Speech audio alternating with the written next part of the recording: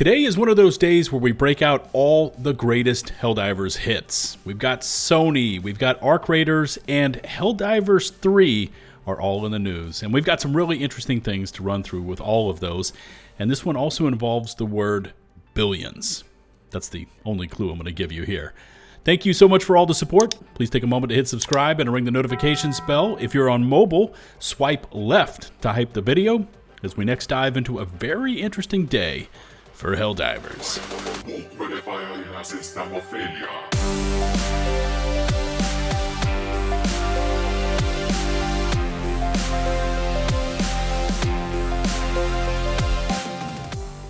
Damn you, Lasoth.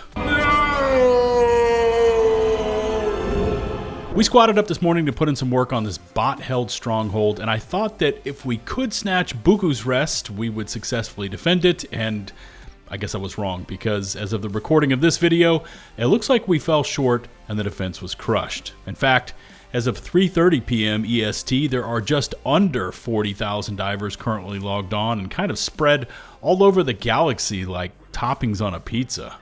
There's 6,800 or so divers on Inari currently getting bulldozed inside of a level 18 defense, while Akamar 4, which we seem to be on and off of every other week, is embroiled in a level 35 defense with just under 12,000 divers. Lasoth has about 11,500 divers currently showing up there, but I get the feeling those are divers that were there earlier attempting to defend the planet and haven't yet left orbit, kind of like me. I finished up my morning campaign and froze up. More on that in a moment. Anyways, my ship still shows up at Lasoth since I just logged back on, but haven't booted up an FTL jump to the next rock we need to go fight over. Outside of there, this is looking like a major order we will not have the muscle to complete, as with only 2 days and 19 hours to go, we have 3 of 8 defense campaigns under our belts, leaving us 5 to go, and at least to me, this looks and feels like we will not have enough time to get there. Let me know if you feel differently by dropping a comment.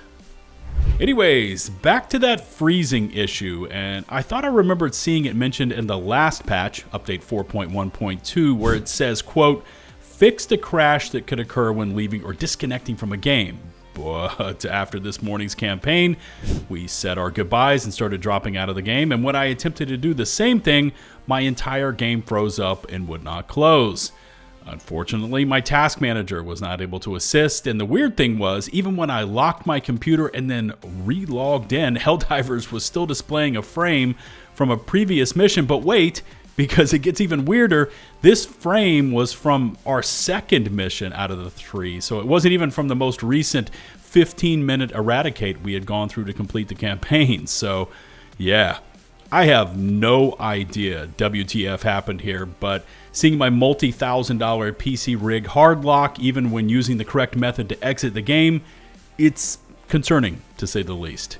I ended up having to use the taskbar power down and reboot just to gain back control of my PC, but this thing really needs to be sorted out.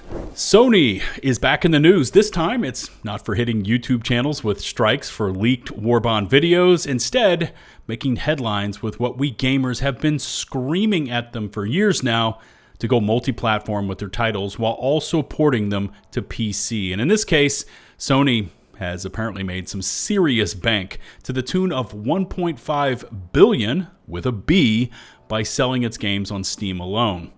Coming to us from Aaron McKinley of Game Rant, they say Sony releasing PlayStation games on PC has paid off in a big way. McKinley goes on to say a November 21st report from Alinea Analytics estimates that Sony has generated over $1.5 billion in gross revenue by releasing PlayStation games on Steam. After accounting for the cut Valve takes from the game's sales on its platform, that means Sony has made a profit of roughly $1.2 billion off of its PC releases. Helldivers 2 leads the pack in terms of PlayStation's top performers on Steam, generating a whopping, listen to this, $400 million in revenue. That may not be surprising considering that Helldivers 2 sold over 12 million copies across both PS5 and PC in just 12 weeks, cementing it as Sony's fastest selling title to date. Interestingly, Sony's other best-selling games on Steam are not live service titles like Helldivers, with Horizon Zero Dawn, God of War, Days Gone, and Spider-Man making up the rest of the top 5. Despite this success, it's rumored that PlayStation may be pulling back from PC releases for its biggest single-player franchises. The Alinea Analytics report may offer some insight into that decision, revealing that sequels have not performed as well on Steam as the games that first brought a series to the platform. God of War Ragnarok sold fewer than half as many copies as God of War on PC, and the Steam port of Spider-Man 2 likewise sold half as well as the first Spider-Man. Still, regardless of what Sony does in the future, its PC strategy has been successful so far. So, first off, Helldivers 2 selling for $400 million on PC is ginormous. And the article doesn't say if that $400 million is after Steam's cut, so HD2's percentage of this is either nearly a third of the $1.5 billion revenue, or it could be exactly a third of the adjusted $1.2 billion after Steam's cut. And oh my God, Gabe is racking in the dough. But either way, having one title account for a third of your entire revenue on this one platform is crazy. And it really gives you a perspective on how well this game did, blasting past the likes of Horizon Zero Dawn, which is PlayStation's darling, God of War, Days Gone, and the household name on this list, Spider-Man. And just to clarify this point, this does not include sales on PlayStation or on Xbox. We are only talking about Helldivers 2 on Steam. The second takeaway from this article is this bit here where they say it is rumored that PlayStation may be pulling back from its PC releases for its biggest single-player franchises based on the point that their sequels, God of War Ragnarok and Spider-Man 2, sold less than the originals, God of War and Spider-Man. However, I'm going to push back on this point because there's, at least to me, a crucial bit to this puzzle that is missing from this article. You see, God of War Ragnarok was not a day one release on PC, as it originally dropped on the PS4 and 5 on November 9th, 2022, while the PC port took nearly 2 more years to appear, showing up on September 19th, 2024. Spider-Man 2 went live on October 20th, 2023, and didn't show up on Steam or Epic until late January 2025. Now, while PC gamers in general are patient, and we will wait for that title that we really want to appear on our platforms, a lot of a game's zeitgeist can lessen over time. What I would say is that, at least to me, it seems that having your multi-plat titles ready to go as day one releases on all your anticipated platforms is the smart play here. Although I have no idea what kind of expenditure that would set back a publisher, but clearly having Helldivers 2 ready to go day one on Steam really cranked up its sales numbers, as again reported here, to the tune of $400 million. And it might make sense for Sony to not run away from those multi-plat releases, but to instead lean more heavily into more PC and multi-plat day one drops. Drop a comment about this latest news along with your thoughts on whether it makes sense financially to launch games like this. I mean, I'm genuinely interested to see if my take is on point here, or if I may have missed a crucial bit to this equation. Here's a question for everyone out there: Arc Raiders or Helldivers 2? I know, kind of a loaded question, no doubt, but The Escapist did their best to compare the two with this article. Arc Raiders versus Helldivers 2, which is the best entry point for extraction shooters? Okay, I'll drop a link to this source along with all of today's sources down in the video description, but I know for many of our gamers out there, me included, I tend to look at these two as very mildly related, sharing in the name extraction, somewhere in their DNA, but they are wildly different experiences. Now, we all know that Arc Raiders does indeed have PvE versus the Arc. There's scavenging and looting for resources. Weapons can be found along with gear and also extracted back to your stash if you survive the extraction. There's also a full skill tree, crafting, and progression, along with, of course, player versus player, or PvP. Helldivers 2 is, well, yeah, I guess it technically has an extraction element to it, namely you and your squad of divers along with your haul of samples, which you then use for ship upgrades. Now, while planetside, you can also find things like wreck slips, medals, and super credits, but no gear can be extracted, and there's definitely no sanctioned PvP, although you can absolutely give it a go for shits and giggles. Also, there is no skill tree in Helldivers and a very basic progression system for you and your weapons. Once you've donated enough samples to your Super Destroyer, they become useless because at that point you've kind of unlocked all the ship upgrades, giving you just the DSS to donate them to. So I can see what the Escapist is trying to do here, comparing both games under this Extraction umbrella, but these games are so insanely different. It's like comparing apples to, I don't know, meatloaf. They're both edible, but that's about where the similarities cease.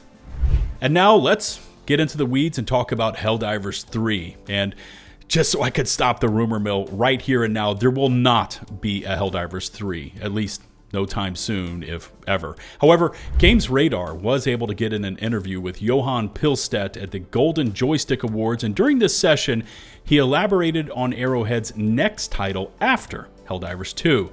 This is what the article said. Arrowhead's CCO, Johan Pilestedt, has teased the studio's next game, assuring Helldivers 2 fans that it's a project they will immediately be able to jump into and recognize the DNA. Speaking to Games Radar at the Golden Joystick Awards 2025, the studio's next game will continue the legacy of what Arrowhead has created already. Pilestedt promises Super Earth soldiers that it won't be something that's too far off from Helldivers, so all of the people that are massive Helldivers fans will be able to jump into the next game and recognize the DNA at least. However, don't expect this new game to come out anytime soon, as it's still in very early development. There's no further elaboration about the game and how it mirrors and differs to Helldivers 2, but we have more details based off comments from Arrowhead in the past.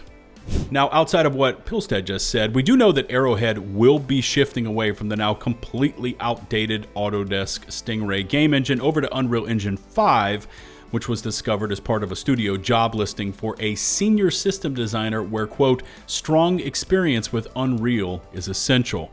We also know that according to the current CEO, this title will be completely self-funded, playing into that earlier article about how well Helldivers 2 sold for Arrowhead and how much money they must have made. That must be pretty sick. Anyways, this time around, allowing them to develop completely devoid of Sony. And despite it already being announced that the game will not be Helldivers 3, we also know that a social hub space station, similar to the tower in Destiny, is on the features list for this new game.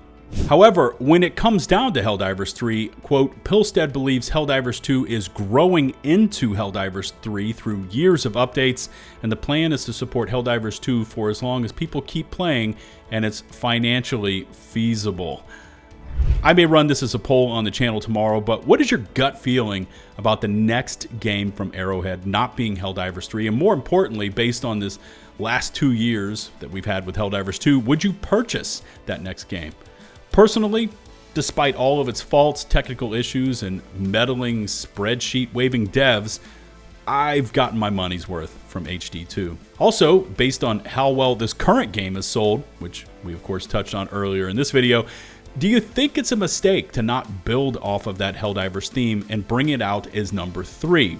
Again, I'm just being honest here. I'm leaning towards this being a mistake because, let's be honest here, Helldivers, thanks to the success of this game, is a household name, and gamers might not own the game or might not have played it, but they do know the game, the name, and the franchise. And, you know, to me, that's something you build off of. But who knows? Maybe I'm completely off base, which is where you all get to chime in by dropping me a comment about any of today's topics, and we can see where the community is landing on this and really talk about anything Helldivers related.